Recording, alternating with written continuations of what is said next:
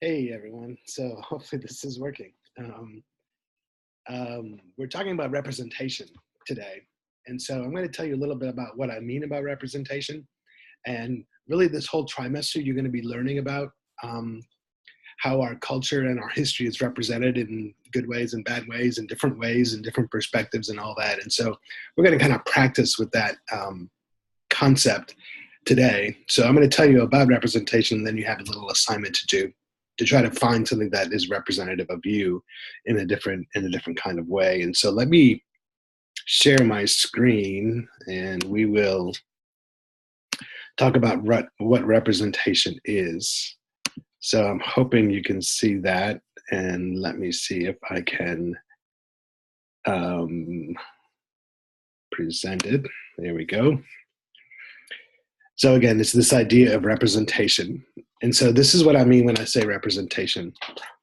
First of all, know this, that everything is a representation of something.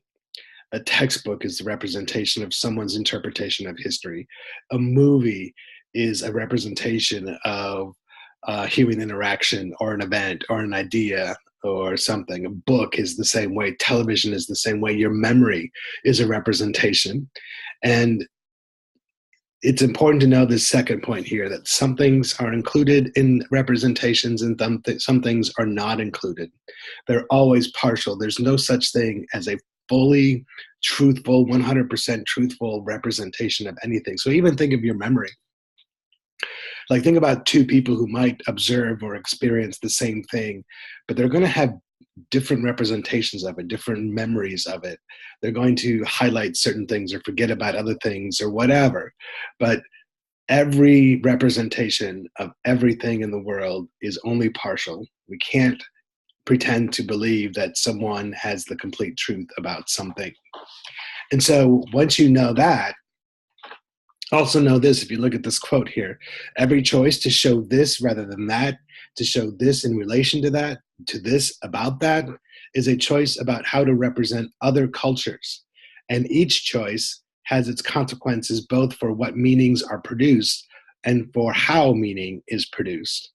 And so we're going to keep these things in mind, that representations are so important.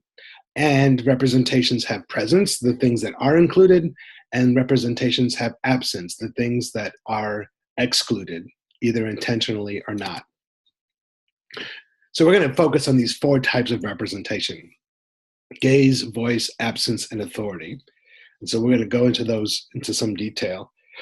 First of all, the representation of gaze comes from where the creator is looking from. So whoever is making the representation, their point of view is called the gaze. So whether it's Eurocentric or racist or stereotypical or nationalistic or empathetic or non-empathetic or happy or sad or joyous or whatever. So just know that every representation is created from a certain point of view. There's also the voice. Whose voice is included in the representation? Whose voices are included in the representation? So, for example, if you're reading a history book that's been written by white men, the voices that are included are white men. What voices are excluded? Non-men and non-white people. And so sometimes there's a reason for excluding voices, sometimes there's not. Think about this third bullet point too. Is someone speaking for someone else? And is this even acceptable or reasonable? Like, for example, would you expect a white historian that was born in the 20th century writing a history of slavery, for example, does that person have the right to speak for the slaves of the 17th and 18th centuries? Maybe so, or maybe not. But this is something that we start to have to think about when we're thinking about representation. Is this representation truthful, accurate? And if not, what is it lacking? It might be lacking some people's voices. And this gets us to absence. What is being left out of the representation? And has it been left out intentionally, Or has it just been left out because they thought maybe it wasn't important, or there's just not enough room to put everything in? Because that's impossible. You can't have a textbook, for example, a history textbook that includes everything. There's just not enough pages. So maybe if you look at the second bullet point, maybe something should be left out. And so that's one thing for you to consider as you're thinking about representation. And then this last bullet point, what evidence is there that inclusion would be helpful to understanding? So, for example, if we're talking about the materialism of the 1980s and 90s, would it be important to have the voice of people who might not be thriving economically when trying to understand what was going on in the United States during that time?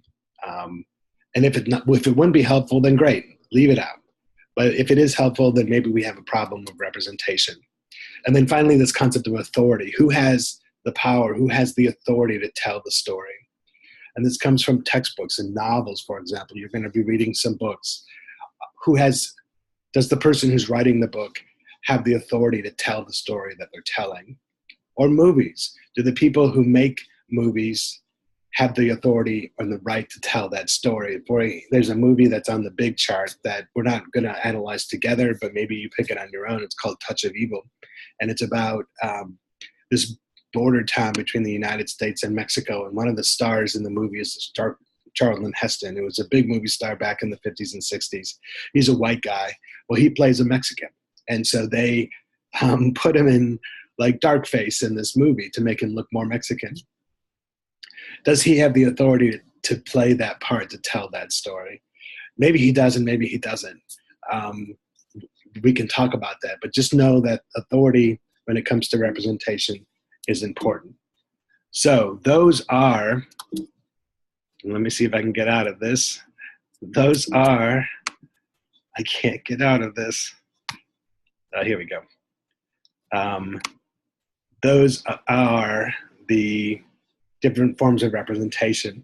And so what I want you to do is try to come up with an artifact, just explain it in writing, of something that might represent you, and analyze it using these four things. Again, the gaze is from what perspective, the voice is what voices are heard, which voices are not heard, absence, what's being left out and should it be left out, and authority is, does that artifact have the authority to tell that story? And so just come up with an artifact that might represent you, whether it be a report card or a photograph or a music video or whatever you've made that you think might represent you. Explain what that is and do the assignment that's listed in this task. Okay, I look forward to reading those. Thank you, and we'll see you next time.